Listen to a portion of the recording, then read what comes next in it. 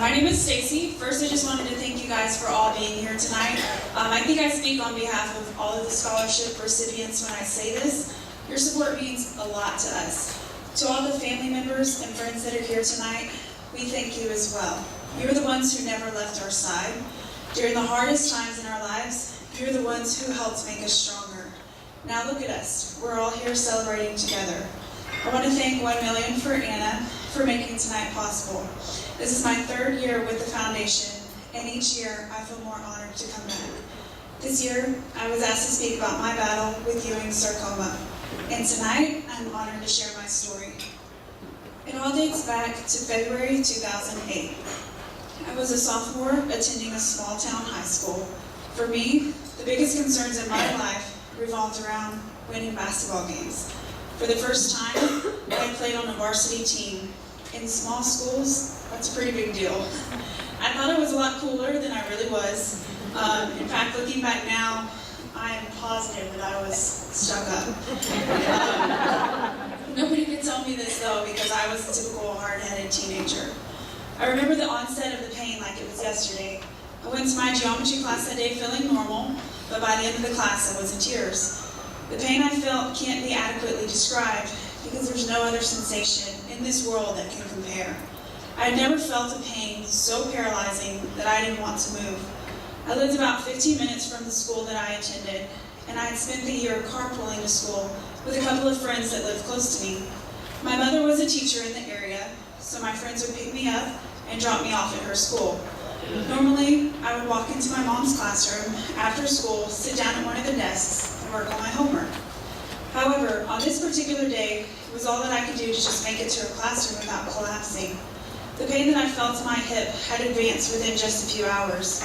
Instead of sitting at one of the desks, I climbed on top of them, curled up into a ball, and continued to cry. I lay there until my mom walked in.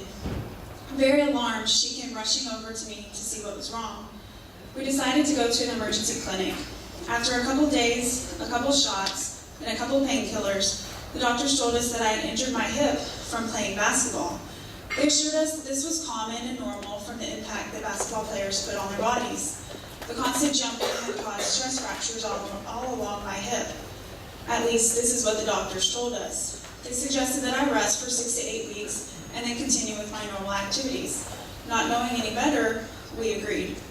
As time went on, the pain got worse. My teachers were complaining because I was falling asleep during class. I felt tired and dizzy most of the time, and the pain in my hip had become unbearable. We decided to go back to the doctor for a second opinion. This doctor told us that there appeared to be a tumor on the bone that was causing enough force to crack the bone in several places. He told us that the tumor looked to be benign or non-cancerous. My parents decided to get another opinion, so we went to see a specialty oncologist in Dallas. It was here that Dr. Costas diagnosed me with Ewing sarcoma. Everything from there happened so fast. Within the same week of diagnosis, I was scheduled for surgery to input my port. Immediately following the surgery, I started what turned out to be the hardest year of my life. The doctors told me that I would lose my hair within 7 to 14 days from the start of chemotherapy. I remember telling my parents that I was going to be different. I was going to be the one who didn't lose their hair. My hair was going to be immune to the effects of chemotherapy. Sure enough, on the 14th day, I woke up excited because I still had all of my hair. It wasn't until the 15th day of treatment that I climbed out of the shower in tears. I walked toward my mom with a handful of hair, and we cried together. Turns out, I was just like everyone else. My hair didn't have any kind of super immunity to chemotherapy like I thought it would. Shortly after this, I decided to cut my hair really short. My mom would sit up with me every night as I cried over my hair. She would brush my hair each night before going to sleep. It was always so hard to turn around and look at her after she was done and see her fighting back tears as she held a bowl filled with my hair.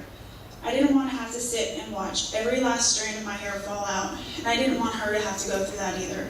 We decided it was the best decision to go ahead and shave all the hair off. My father sat right beside me as I had my head shaved, and he too shaved his head. I asked the typical why me questions. I was so confused, angry, and hurt. I was mad that I wouldn't be able to play sports anymore or attend my junior year of high school with my friends. Most of all, I was scared. I didn't really know what to expect. The truth is, nobody can prepare you for a battle with cancer. I had around 10 surgeries that year. Somewhere along the line, I lost count. The biggest surgery included my tumor removal. They ended up having to take out a lot more than what they initially expected. The surgery was almost 24 hours long. My parents were told several times throughout the surgery that my leg may need to be amputated. They were also told that I may never walk again. But guess what? My leg wasn't amputated, and I was able to walk again. Tonight I didn't come here to speak to all of you about how awful cancer is. I mean, let's face it, cancer sucks. But we all already know that. I came to share a little bit more than that with you. I came to share my journey, my testimony. While having cancer flipped my life upside down, I know that it turned me into a completely different person.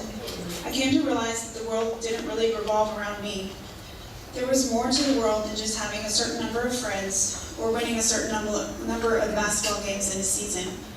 I was very humbled by this. I got to grow closer to my family.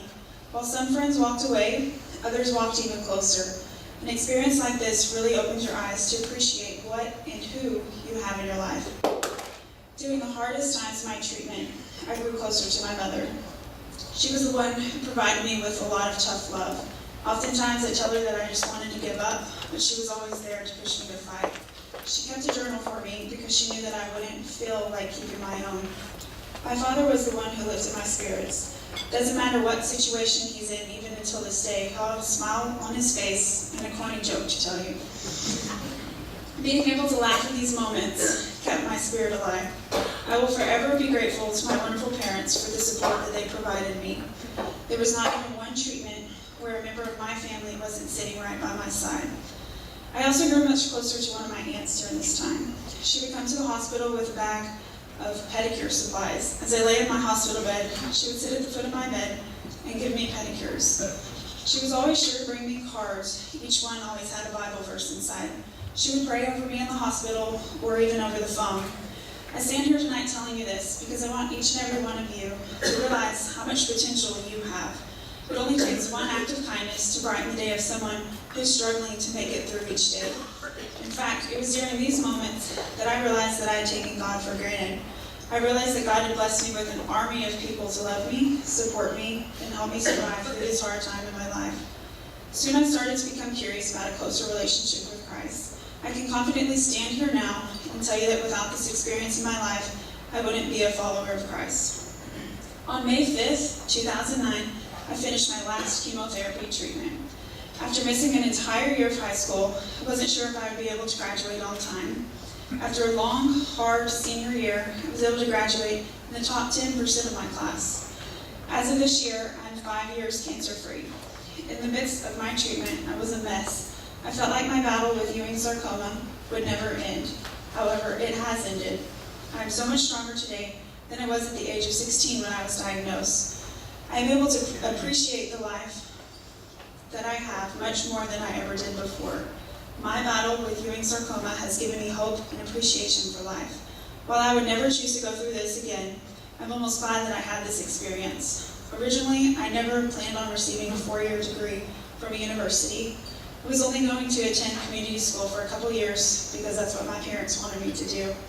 I didn't have much interest in any particular lifelong career.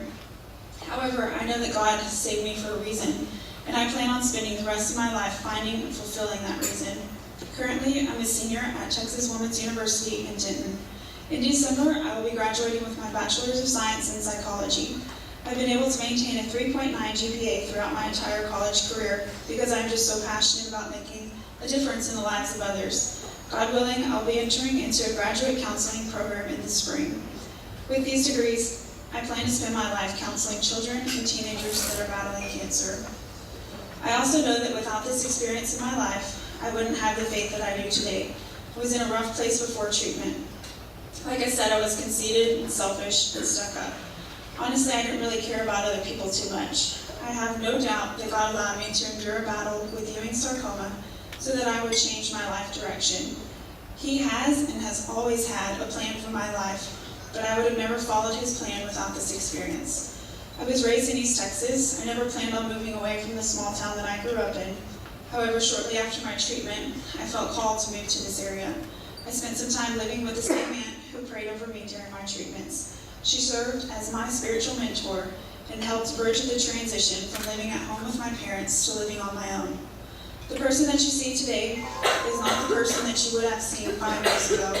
It is my hope that the person you see today is also not the same person that you will see 5 years from now. Cancer has taught me to never grow complacent with where you are in life.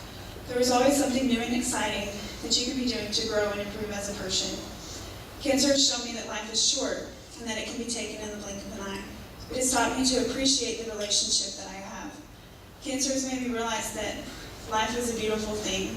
Tonight you may have come here worried about work, school, finances, or even what you're going to have for dinner tomorrow night. I challenge you to live in the moment. I challenge you to spend time cherishing each moment that you have here on this earth. I challenge you to not take your relationships for granted. Most important, I challenge you to make a difference, just as 1 million for Anna is doing in the lives of so many people. You have the power to make a difference today, tomorrow, and forever.